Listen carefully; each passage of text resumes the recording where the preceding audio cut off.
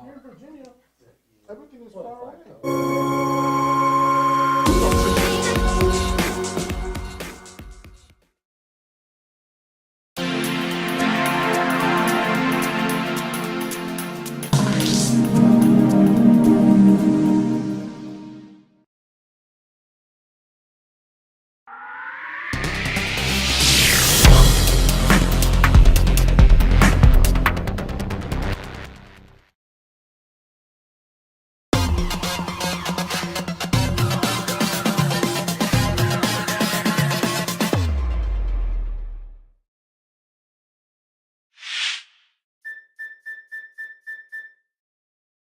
To make them all match. Yep. Well, that's definitely something that we have to look at going forward. But keep that consistency.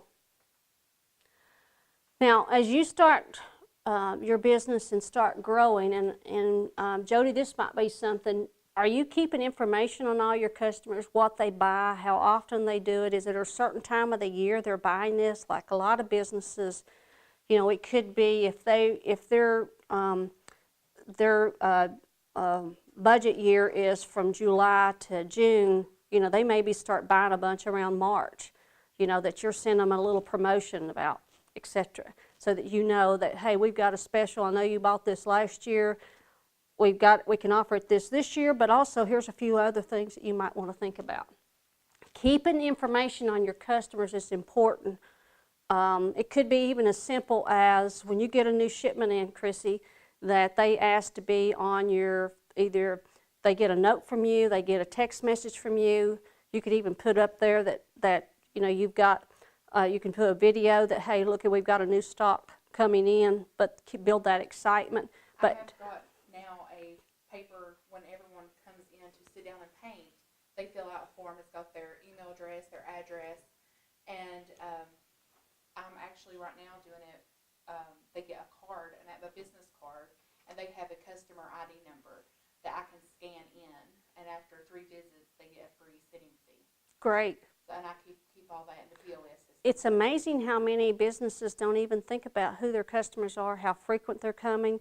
You know, you get these customer cards, like if you go to Starbucks or what have you, if you buy so many, then you get one free, or, I mean, ice cream places are notorious for doing those kind of things. But if you don't know who your customers are and how they're buying and how frequent, you're missing out on some opportunities. Again, that's your biggest marketers, is happy customers. And that's what everything that you do is you want a happy customer, because that's going to save you a tremendous amount of money.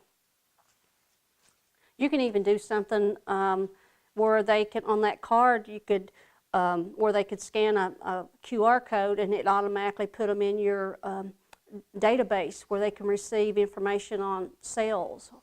You know, that's the great thing is using technology, because we're not sitting on a computer all day. We've got these devices now. That's why it's changed marketers anymore. So what should you be marketing? You know, you can market your features and benefits, the quality of your food, relationships. If you're not taking advantage of working, for example, Chrissy, you may have a big event and you have David and Manuel come in and with their carts, and you're helping, all 3 of you are helping each other. You could have that big event.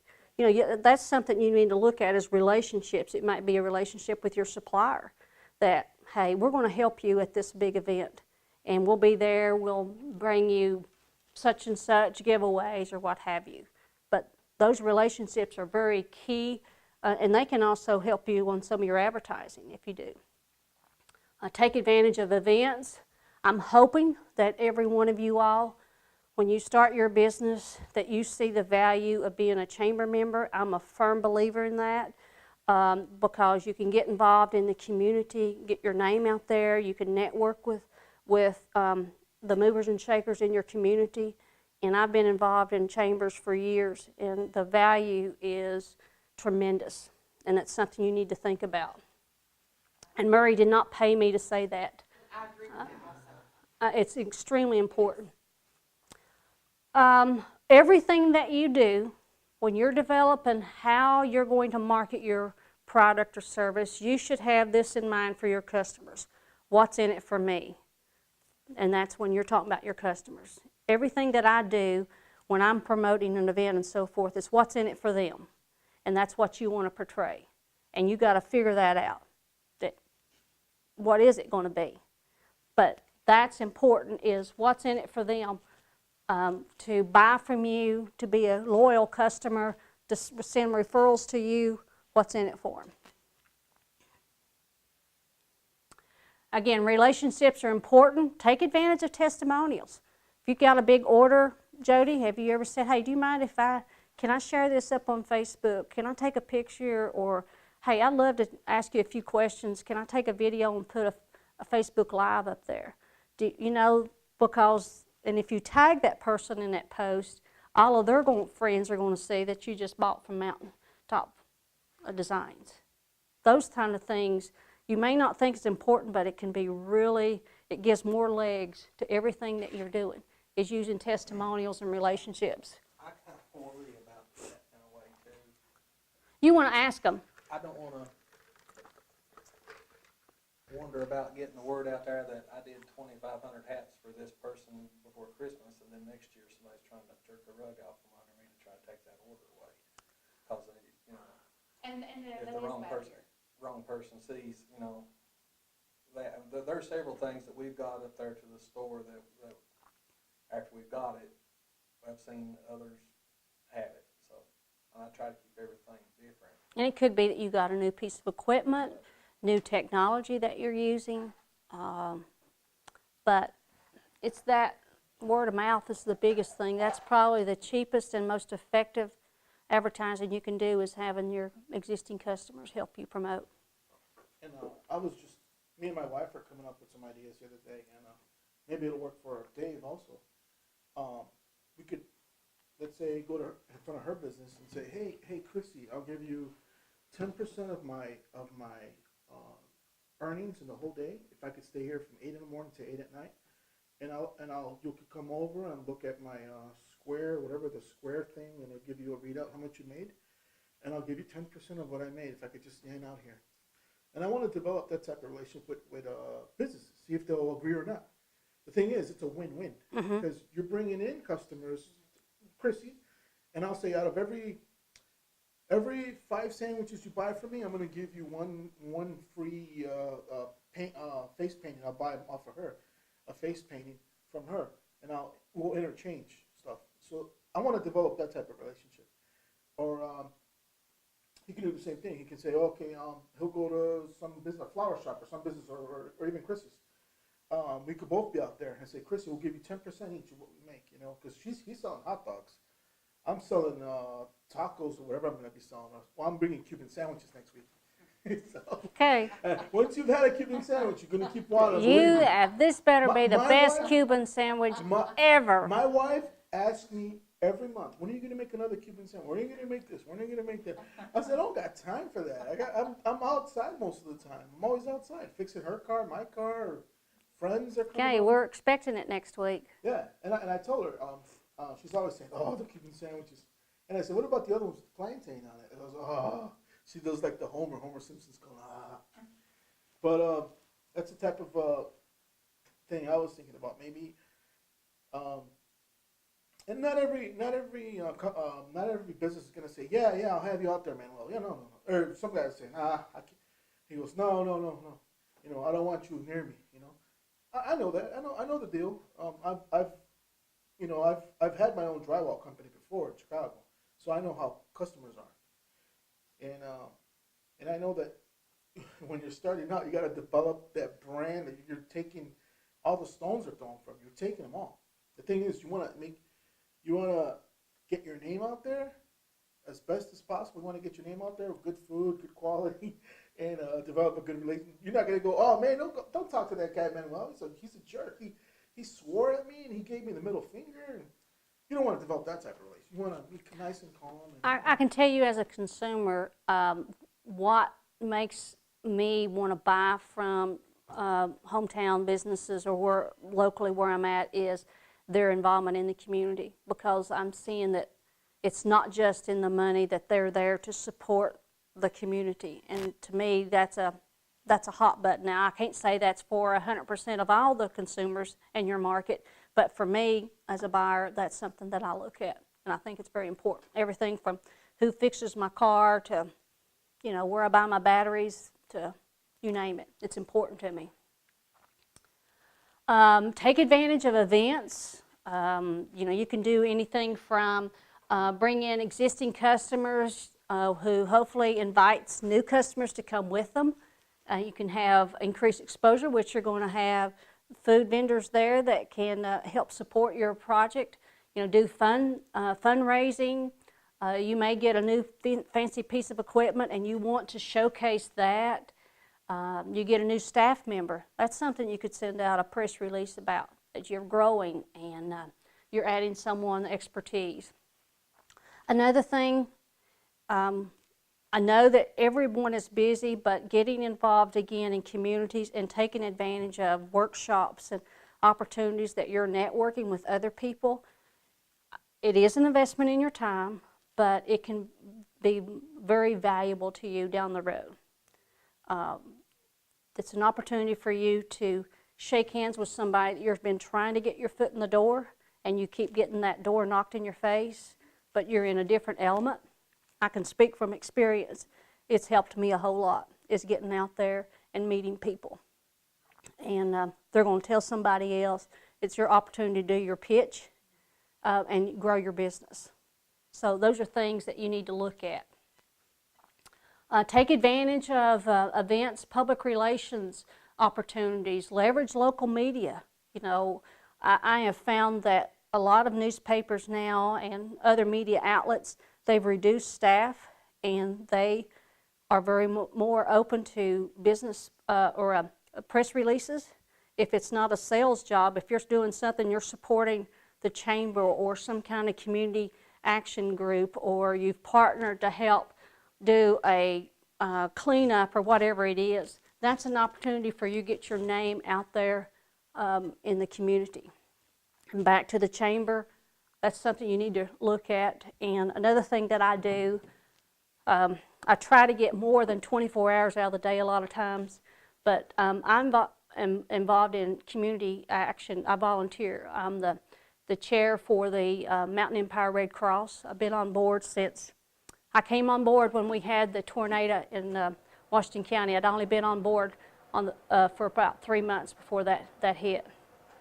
And what that has done, it's opened doors for me that, for example, I'm sitting beside the editor and publisher of the Bristol Herald Courier. And each quarter we're sitting together at a meeting and we're developing that relationship.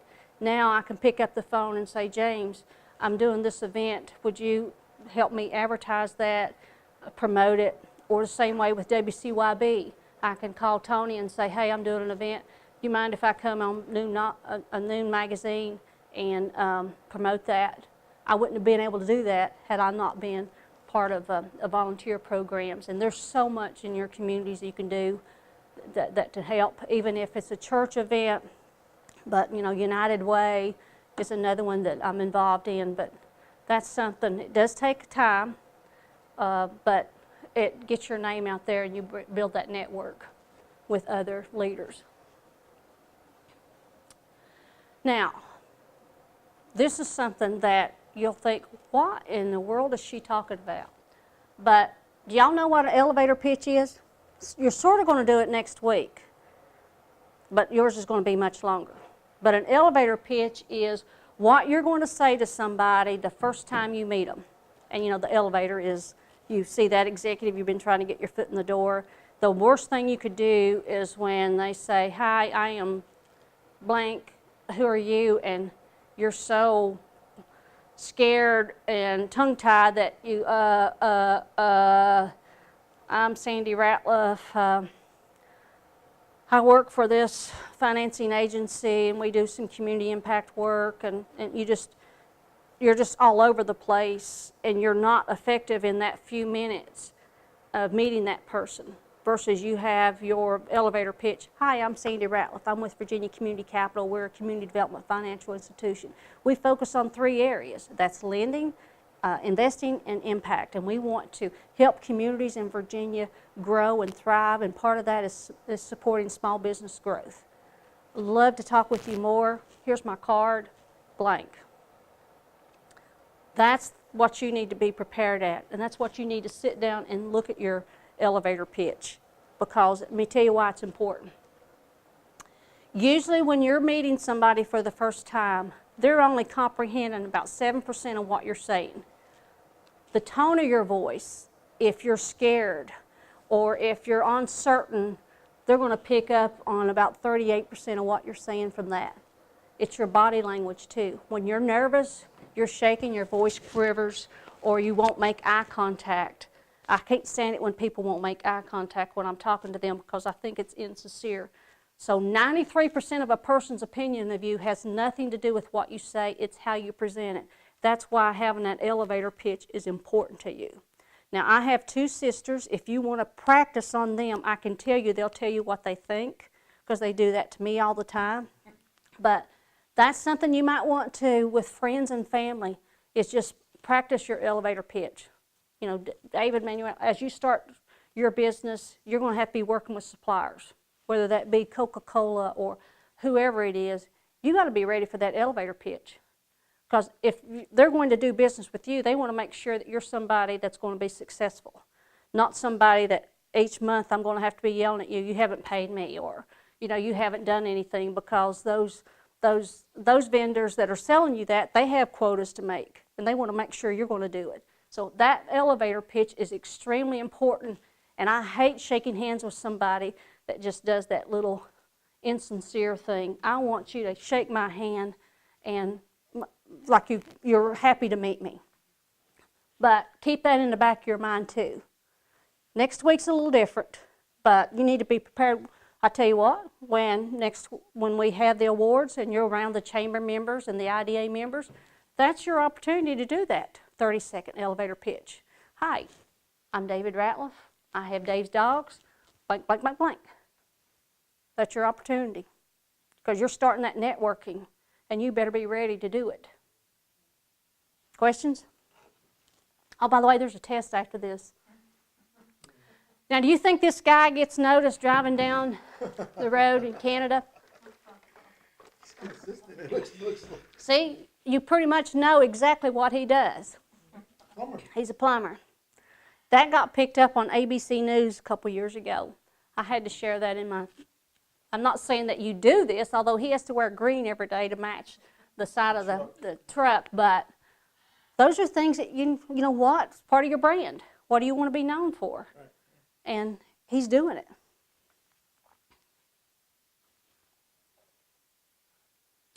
Where should you be marketing? Now, for everybody in here, although you could probably do a lot of mail order, you could sell anywhere in the country. But for David and probably some of your stuff, you have to do it right here in a geographic area, because you can't do online sales very well. I don't think a cold hot dog would be very well, even though your Cuban sandwiches may be wonderful, but I don't know after 3 or 4 days in the post office if they would be very well. But you need to know where your audience is, and that's where you need to focus your efforts on.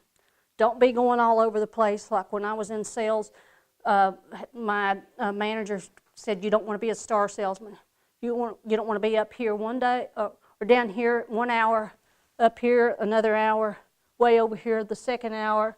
You know, you don't want to be all over the place. You need to be very focused, and that's what you're going to do, because you're going to have just a little bit of time to be thinking about marketing, and you're going to have an even smaller budget. You need to make sure that you're making those investments in the right place where your audience is at. And then when you're talking about marketing, there's a couple. You know, when you're thinking outbound's the old way we used to do it, where you'd be on TV, have TV ads, print ads, radio ads. You know, I don't even listen to the radio anymore. Everything I do is on my phone. And honestly, in TV, I do have DirecTV, but I probably watch more like YouTube and things on the internet than I do on my cable. So if you if that's the way you get your information, that means where's your audience getting it that you're targeting? That's why you need to be thinking about it, especially if you're looking at millennials as part of it. But when you're doing outbound, even billboards, that's very expensive. It's very hard for you to track the results of that. What's that? There was, I'm sorry, I'll tell you. No, tell me. Last month before last, February, guy comes in to the store, has clipboard with him and where to sell something. And I have found out, usually anytime somebody comes to me to sell something, it's not good. Because I feel like I need to be going to them if I need something. Every time anybody's ever come to me like that, it don't work. But he was there. He told me his name. He was trying to sell billboards up and down 460. And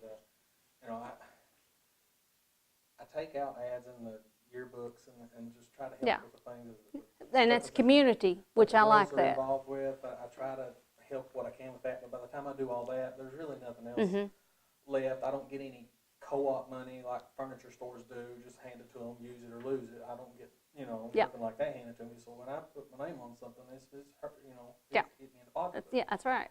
And I told this guy that I said I usually do we're doing Facebook stuff. It's free and you can like, share, and comment on something, give something away, and people blows your page up. But I told him I just couldn't do money for a billboard. Well, he leaves and March rolls around. Same guy comes in like he'd never been in there before. I knew who he was. I recognized him when he walked through the door. It's just I don't know if he just forgot that he was even in there the month before or what. And I was pretty busy embroidering some stuff. I had to get some stuff done that day, and he did the same deal. And I told him, I didn't tell him that I know he was in there last month. You might have should have made him learn a lesson. I said right now, all I can do is Facebook and just help some things out with the county. And I said probably most of the time when people's driving by your billboards, they're looking at my ads on Facebook. And he just looked at me.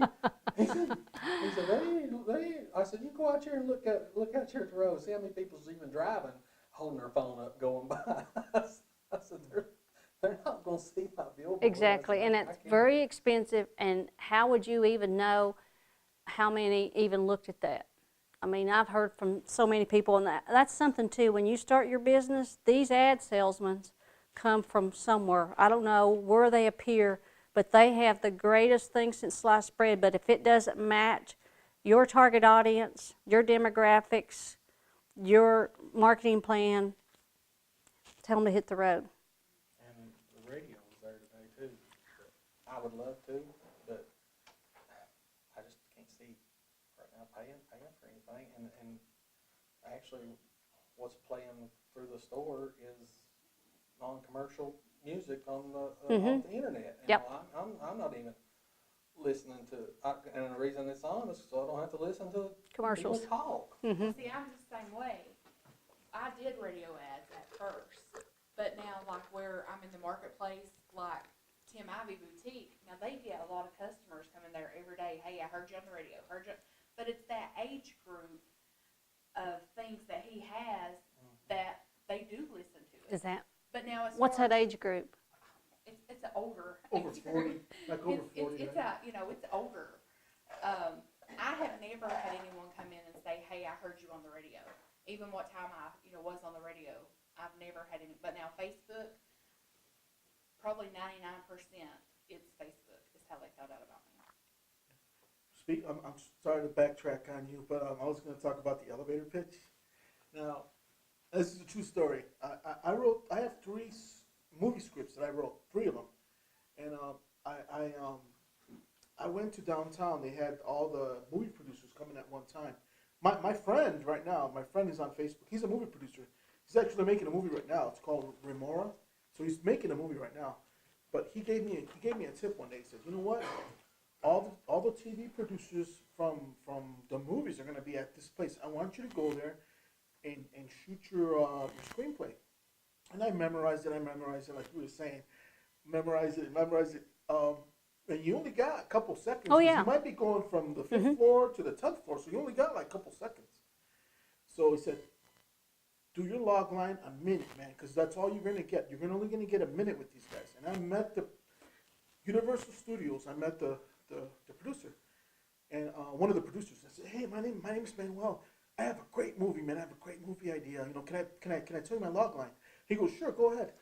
And I didn't write it down. I wrote it down right here, but I didn't write it down before. And this is what it was about. Second chance. The script I wrote was called Second Chance. In a state of blind rage, a robotics engineer commits murder and is sent to death row. But he's given a second chance by an intergalactic powerful judge to correct his error. But first he needs to save the universe from his exact duplicate that can morph into anybody. Now, I didn't tell it to the guy. It came out bad, and I even texted my friend. I said, you know what? I messed up the pitch. Well, I wouldn't have it written down and that you say it, you read from your script, especially when y'all doing your pitches next week. Please don't do that, because when I've judged pitch contests, that's something that I take marks around, because if you're not comfortable talking about your business, then you've not worked on it enough. You know, it's not to say that you don't have notes, and that's why when you're having a PowerPoint, that's going to help you. And this, you know, you can have a note here that keeps you on track. But I've actually had someone on several times that they had it on a sheet of paper, and you could see them shaking like this. But if anybody asked a question, it took them way off. They just it messed up their whole flow. Know it. Know your business. Be able to talk about it. If my pitch is on a movie, just a 9-minute movie, would that be good enough? Or 8 minutes. 8 minutes is, and I have a little timer thing that's got lights and stuff, and it'll buzz you when you're off. So is it okay though, like with the PowerPoint, like how Yes. you're talking? Yeah. Okay? Yes. Oh, yes. Exactly. It's just you don't want to read it off. Right. That's impersonal, and it makes me feel like you've not done your homework enough. But that's just something I always wrote up, because you're pitching your business. You should know what it's. it's. Asking us questions also. Yeah. Most of the time they do. Well, quickly, we're running. I don't want to be here all night, but some other things we want to talk about. Indoor marketing, which we're going to go in more detail. We're talking about social media and so forth, because that's really changed to how we market today. And it's really, social media has made it a marketer's dream, because there's so many options you can do now. You know, here's some other marketing tactics you can think about, and as you're doing your business plan, you might want to highlight on some of those things that you want to be doing, like streaming, of course, social media. But if you're going to be looking at advertising and you are going to make an investment, would you rather be the front cover or the back cover of a, let's say, Times Magazine? You had the opportunity. That's right, because you have a story about you at the inside. But if you do have that ad salesman coming, and hopefully that's not the same one Jody's had each month, is look at the demographics. They have to give you that information. Who's looking at that? How often? What geographic areas? Is it something that's going to, that meets your target list? If not, tell them to hit the road. And if you are going to do some advertising, make it worth their while. Maybe tell us that you saw this ad and come in and you get 5% off, or you get one hot dog, another one free. Something that you can generate that activity. Make it what's in it for them. Do that. Everything you do, even if you're doing an ad on Facebook, do that what's in it for me. To give that. And then you need to have a website. Without a website now, it's like a business with no face. And there's so many options now that you can do. I do highly recommend a Facebook page, but also, you know, there's services now that you can build it on your own, like Homestead, Weebly, Wix, that you can build a website, even if it's just one page. If I'm going to buy something and it's a good sized ticket, I look on internet just to look them up to see if they're legit or not. And then why social media? It's all about finding and keeping customers and building that relationship, and that's what it is. Keep in mind, social media is all about networking and building relationships. What channels do people use? 73% is on YouTube. My mom's one of those. Facebook is 68%. Instagram, by the way, is owned by Facebook, is growing. Know your demographics. Pinterest is another thing that's growing. Do you do anything on Pinterest? No, on Pinterest, no. That might be something you want to look at too for people that are looking for unique gifts. It probably wouldn't. It don't cost you anything to be up there and have some boards, walls. It's been a while since I've been on there. Think about it. Snapchat's growing. LinkedIn, probably nobody in here. LinkedIn would be your target because that's more professional network. And Twitter, I think Twitter keeps going down. I wonder sometimes if it'll be around in 2 years. Why Facebook is important? You got 2 billion active users a day. I'm not going to go through all of this. Snapchat is another 300 million active users that's on that. Twitter has about 317 million monthly users. One thing about Twitter that I've found, more yuppie young professionals is on Twitter. And also, with mine, I have Facebook, Twitter, and Instagram are all linked together. So if I make a post on Facebook, it automatically will go to Twitter and Instagram. Great. That's good. That saves you time. Yes. Instagram has about 200 million active users, and that continues to grow each month. And then Pinterest, men only account for about 7% of Pinterest, so if that's not your target, you don't, if women's your target, Pinterest is something you want to look at. And then LinkedIn, one of the things I like about LinkedIn from a professional standpoint, there's probably somebody in another country or other part of the U.S. that has the same type of business as you, that you run into a difficulty, maybe you have a supplier that's giving you the runaround, you can get on there and join groups and ask questions, and they help you. And this came in handy for me a number of years ago when I had a House of Delegate member contact me and ask me, Sandy, could you tell me what the multiplier index for job loss by industry sector? You probably could hear the crickets on the other end, but I said no, but can you give me a little time and let me look? The very first thing I did before calling the state or any other economic development organizations is I got on LinkedIn, and I'm a member of a group of economic development professionals from all over the globe. And I just simply put that question, could somebody tell me how to find the multiplier index? I got some great suggestions, but I did get a private message from someone that I knew in a metropolitan area and said, Sandy, I subscribe to a service. It's very expensive, but you tell me the industry sector, the average wage rate, the MSA area, and I'll get something. By 7 o'clock the next morning, guess what was in my email account? Was that information. And I couldn't wait for that House of Delegate member to be in his office so that I could call it, give it to him. At that time, I was a state employee, and they're not used to having that fast, less than 24-hour turnaround time. And who do you think he sends anybody now, a constituent that has a question about their business, is I was able to garner that trust and confidence. And I wouldn't have been able to do it without LinkedIn. This is a little busy slide, but kind of shows the growth in Snapchat, Instagram, and all these others. If you you can see it on your printout. What channels should you use? And another example, Pinterest, women, LinkedIn, if you want to go after business to business, which is something you might want to look at, Jody, just because there's people on there that might be looking for specialty advertising things or trophies, plaques for retiring employees and so forth like that. Of course, if you're going after the young children, the young millennials, 18 to 27 are Snapchat, and then Twitter is the young professional. I'm going to quickly go through some digital do's and don'ts that you need to think about that a friend shared with me. Is know your brand. Your brand is not your logo. It's what you want your business to be known for.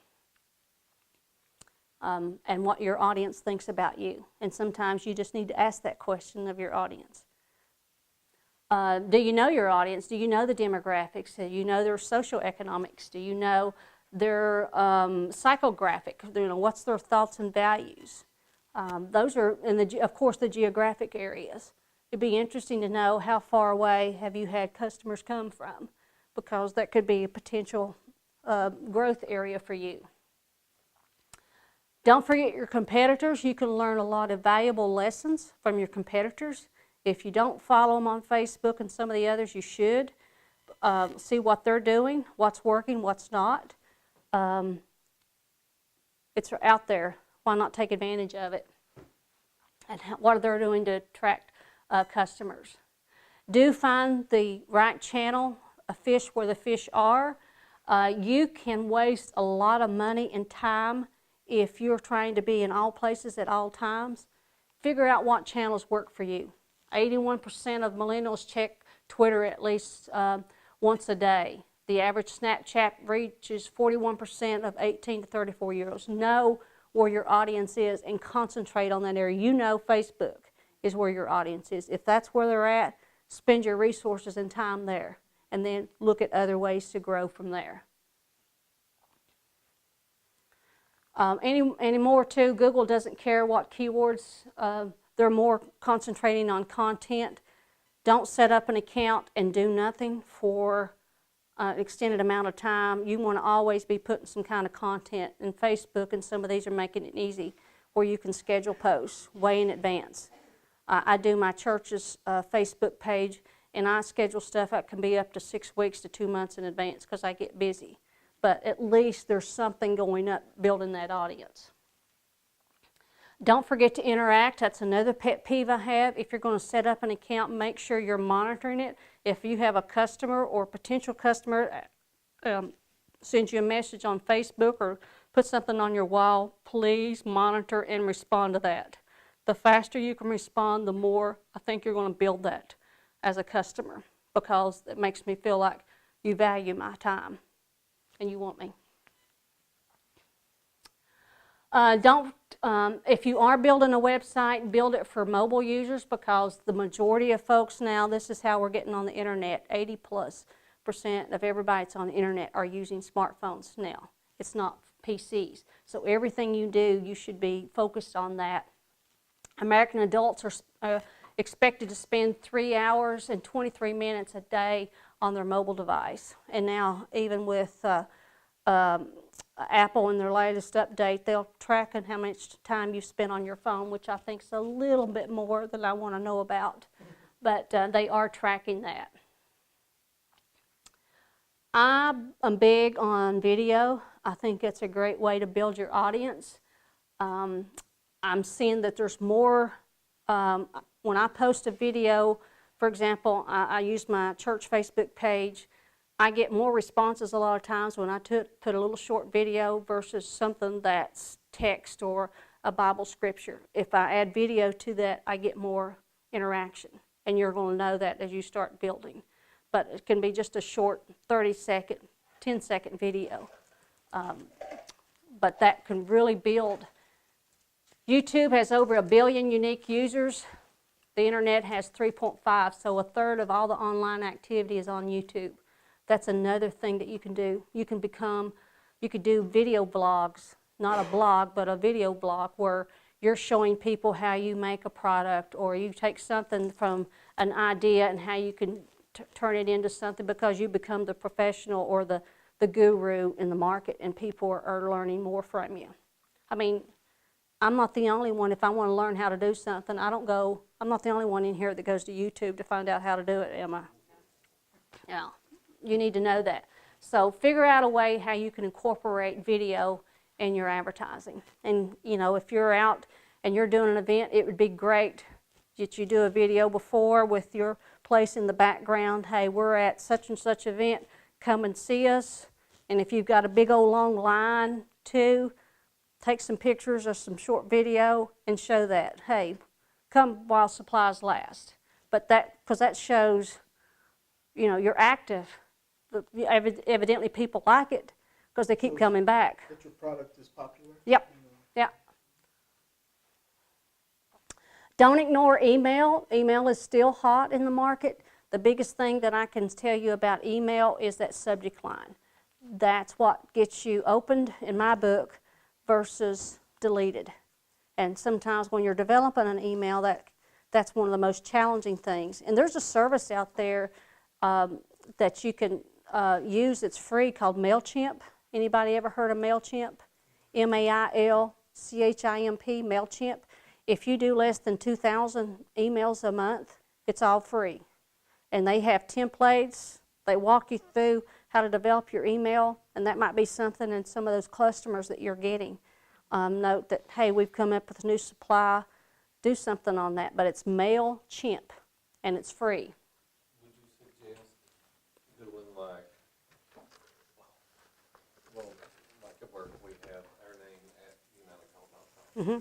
Would you suggest paying for or getting that domain name, or does that really matter? Just do Yahoo, Gmail, whatever? Well, I tell people when you're starting a business is to go and look on the internet to see if there's a domain, if your domain that you want for your business is taken. You know, GoDaddy for what, $25 a year, you can get a domain name, and then you have email that goes with that. That's totally up to you. A lot of times you can just simply go to Gmail and set you up davesdogs@gmail.com. That's totally up to you. I wonder if people can somehow get like a report of like business names that's been registered in any way. Because I know mountaintopdesigns.com is like $1,800 to have that. Checked it. Is that for a website? Yeah, to get the to use. I just pay for the one that I have. I think it's, Well, now I'm just wondering if people find out like business names and they run and snatch it and then they put it up for sale to try to. well, there are those out there make that do that. money, and I don't know if that's in my case if that's like what happened, But I don't know like how they know Mountaintop Designs exists unless they just came up with that, because I don't know that you can go to the State Corporation Commission and that's get what I your was wondering. contact If there's information. any way, like they can find information like that out. You know, somebody's going to start something new up. You know, grab that first before you go and register in case they could snatch your name and then put a big price on it. Now, I would go to State Corporation Commission to make sure that your name is available. But if you're going to register that name to get that, the worst thing you can do, which was a plumber that I helped in Glade Spring about 6 years ago, he started a business, and you know, he didn't do any checking. He just came up with a name. And then he started getting a summons to appear in court in Richmond for where someone was suing him over a job that he did in Richmond, which he was in Glade Spring. He'd never been out there. It took him about 3 trips to Richmond before he could convince the courts that that other company under that name that's located in Richmond is who they want to target. But that's just one of those simple things you need to do is just go.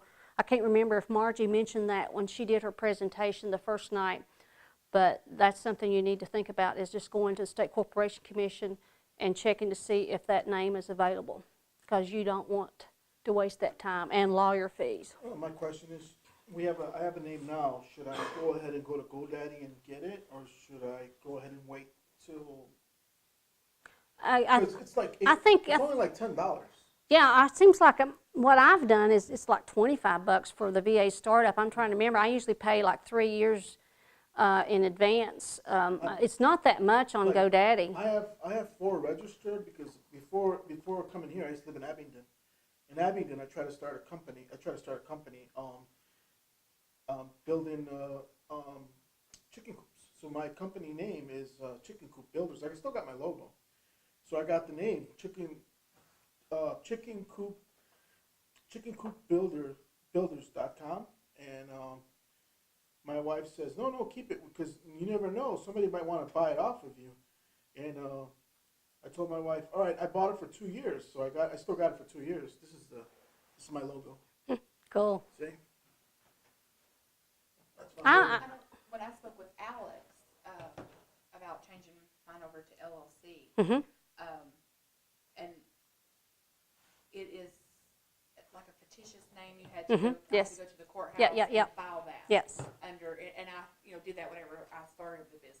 Yeah, with your circuit, you go to the circuit court Yeah. clerk, yeah, that's something else you can do is register your name Should I- here should I locally. wait? Should I wait and just until I get it going, or should And I? that's totally up to you. I mean, if you should win and it's published, the name of that business, it's out there. That's something to think about. I'm not going to tell you what to do. You're a big guy. Whatever you're putting up on social media or out there in the digital world, is make sure that it's original. Be the leader, not the follower. Just something to think about. And one thing that I will mention to you as you're putting content up in the World Wide Web is the importance now of these devices like Siri and I just went blank. Alexa. They are really, people are finding you in searches using those devices now. And so having a web presence or having activity up on social platforms is how you're going to be picked up. That they know that if I need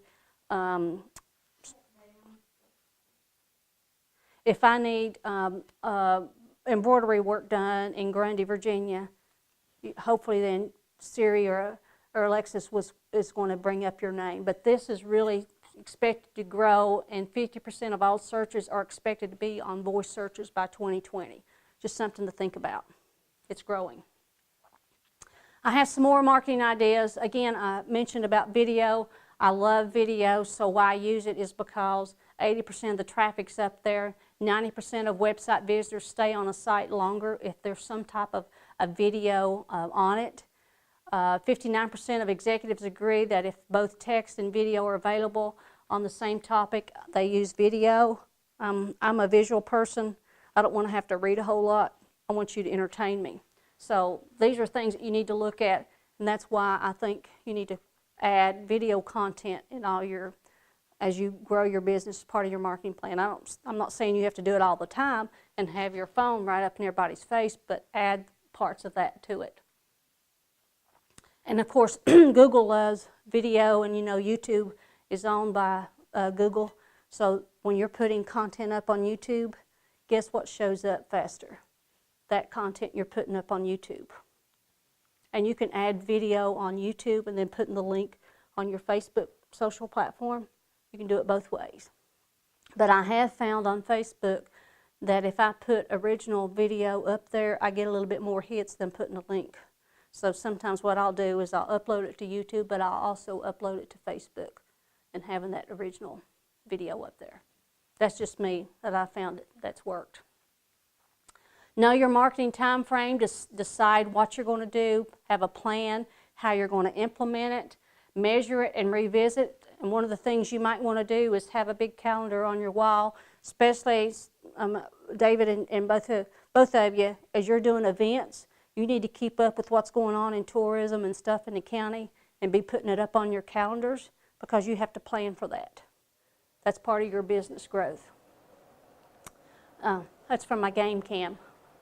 Now back to what we're talking about, our 6 steps. Measurement. Everything you do, measure the success of that. Again, we don't want to be putting money down a black hole. And by the way, that is a bobcat that went through my place. Come on. Budget for all your goals. Keep an eye on your return on investment. Can't stress that enough. Utilize free avenues. Maybe you do some joint advertising. If you and Dave work together on a project, you can do a whole lot with less by working together in a promotion campaign.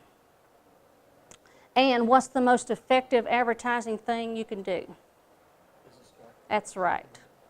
You should always make it a habit of having your business card and everywhere you can think about. I usually have them stuffed in my case of my iPads and in all my pockets and even in my car in different little cubby holes, because the worst thing you do when you do that great business pitch and they say, you got a business card?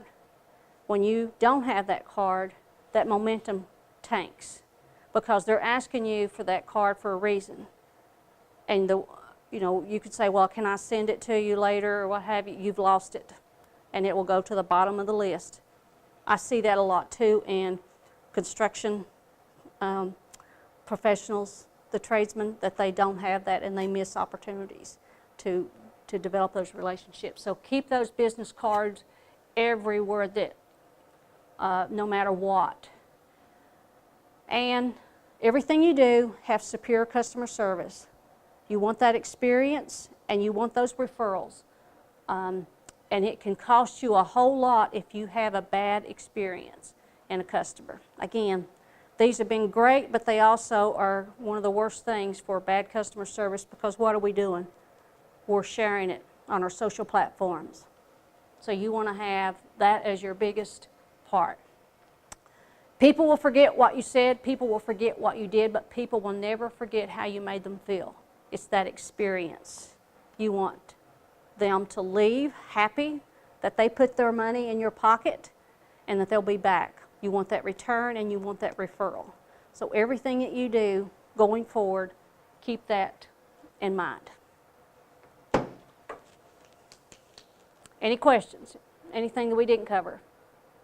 No, not a question, but some of the words I live by is, you ever seen the movie The Matrix, where Morpheus said to Neo, he goes, that where everybody failed, you're going to succeed. So I've been looking at everybody's failures, like not talking about somebody personally, I'm talking about business in general.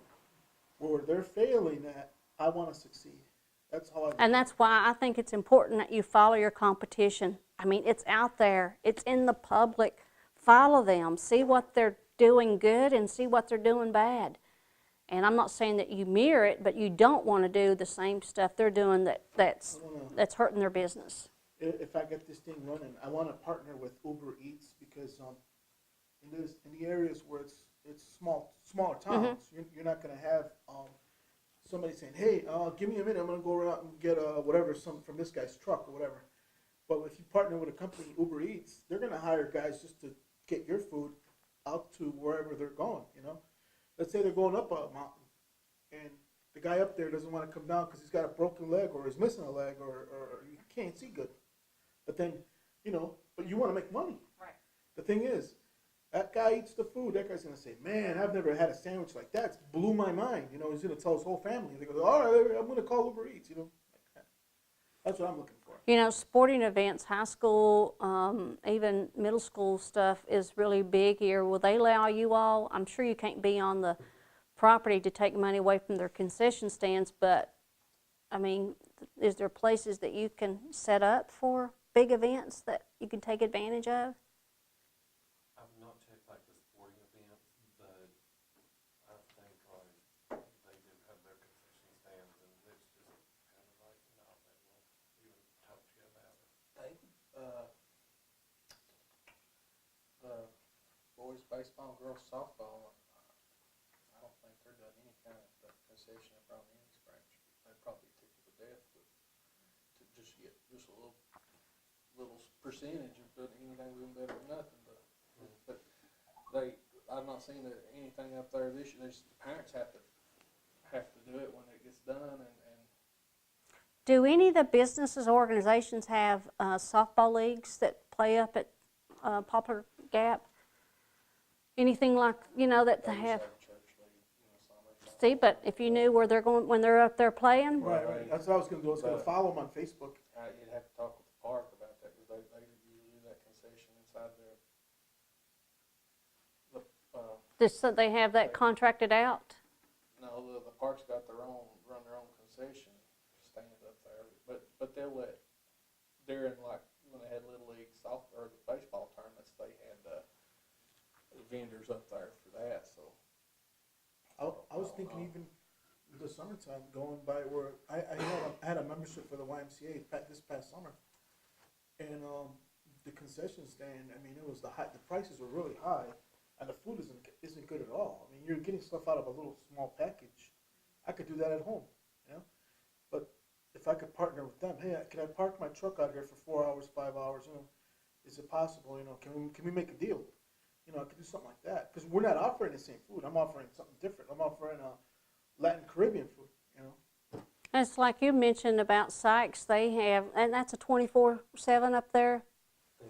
So like in the late shift or early morning, take advantage of those opportunities, although that's a commitment. But, you know, I don't even know Buchanan General, where there's a lot of people, nobody likes hospital food. But I asked one time at the Breaks Park, like, you know, where they have the Memorial Day weekend, where they have the singing there. yeah. And they were like, no, we have our own. And then when we went over there was nobody at it. Hmm. Like, not only that there was nobody at the thing, there was nobody, like, in the little trailer, concession trailer. Maybe need to have a meeting with the park superintendent again up there. I don't know, but you got to look at, that's really how you succeed, is looking at those little opportunities and the niche that you offer. Anybody have any questions about next week? I have a question. Okay. Some of the food that I'm gonna bring, it's already pre-made, except I have to use I have a sandwich press. Like a panini? Yeah. Yeah. But it's a sandwich press. It's industrial. It's a big one. It's like this big, and it's about this high, and it's like $300. So if I can bring it, and just to make the hot sandwiches, because I'm gonna wear gloves. Obviously, I'm not gonna touch anything by hand. But my wife was gonna help me just set it up, and she's got a leak because we got a baby. We got a little small. He's only a year old, but he needs a lot of her attention, so she might not be here for that. But if I can come early and just set up everything, so when I have my pitch going, I can start making the sandwiches. Mary, do you have, is there a place upstairs that's got a kitchen? It has a kitchen, but it's not pretty, I mean, nobody's been in it for. I mean, just where he hooks in his panini, then to have it in here, be kind of out of the way. Yeah. Otherwise, It's just up the, they don't taste good. It's up the elevator. If I bring them already pre-made, they're cold. But if you make them on the spot, people are gonna say, "Hey, man, it's pretty good." So. I mean, that's an option too. It would be out of the way, because it's really in here, we don't have that set up, and it sounds like that's pretty heavy, and you don't want that heavy thing probably on Right. Well, here. It's about this big. It's like that. It's about But it could be up there, and maybe the smell will even come down the elevator shaft. And, you know, after you get done with the Well, I pitch, got third. I got third. I said you can go second. We could do first and just, you know, have it already done and just bring it down. Well, I gotta present the stuff too. You know? Now, So if I can come early, just to set up everything and just make Yeah, a I couple. don't leave, I usually stay all day. and two, if you are going to bring your own laptop, it might be good that you come a little bit early, not 6 o'clock, and let's just hook it in and test it just to make sure everything is okay. If you're not using, you know, your own laptop, if you want to send it to me, I can use my iPad. But however you want to do it, you're welcome to have, you know, posters or. I mean, this is yours 8 minutes. You do with it what you want. And if we bring, let's say if I bring some of my ceramics, will there be a place for me to set them up? What we'll do is the judges will be down there where Murray's at, and we can have these chairs moved, and you can have all this area to set up. And we'll give you several minutes in between each one, because usually what we'll do is you'll be timed for 8 minutes to do your pitch. And then we will allow time for the judges to ask questions while they're marking up the pitch scoring sheet. Another question that I had, so like at the start of it, do we kind of need to tell a little bit about ourselves and then go into our business? At your 8 minutes, I think it's good to, you know, you are your business. You know, why you started it. Same way with you. You know, you gave your story of, you know, you had kept getting laid off in mines and you decided enough is enough, I need to do something. I think that's good, but I'm not going to tell you what to say for that 8 minutes. This is your pitch. But if it's going to help you tell your story, yes, I would add it.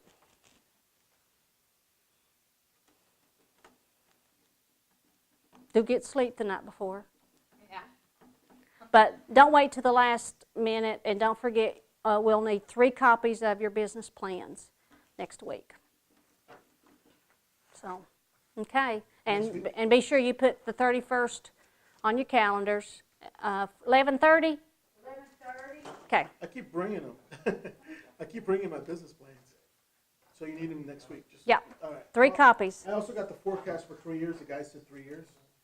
I got it for 2020, 21, and 22. So I got the forecast Yep. also.